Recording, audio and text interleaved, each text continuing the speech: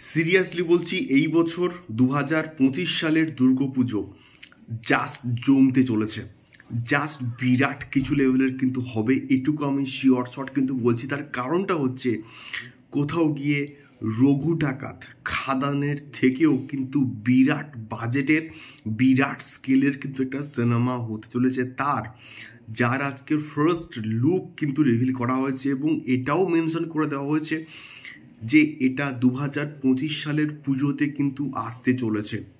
So hello guys, আমি Deep and welcome back to my channel Deep exclusive. তো সবাইকে happy new year. 2025 সাল কিন্তু খুব খুব খুব ভালো কাটুক প্রত্যেকের, আমি চাইবো। তো এখন যদি এই লুকটাকে নিয়ে কথা বলি, তাহলে কিন্তু এই লুকটার মধ্যে সেই অ্যাগ্রেসিভ ব্যাপারটা কিন্তু আছে।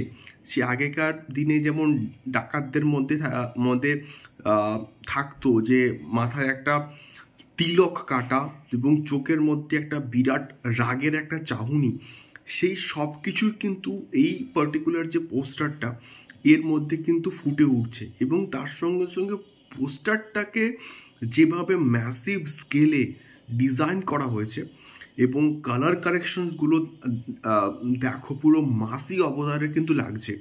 এবং এটা বাজেট সম্ভবত 9 থেকে 10 কোটি টাকা কিন্তু হতে পারে। এবং এটা এসভিএফ এবং দেবদার প্রোডাকশন হাউস মিলেই কিন্তু করছে। এবং এখানে এই পার্টিকুলার যে পোস্টারটা, এখানে কিন্তু কোথাও সুরিন্দর ফিল্মসের নাম কিন্তু লেখা নেই।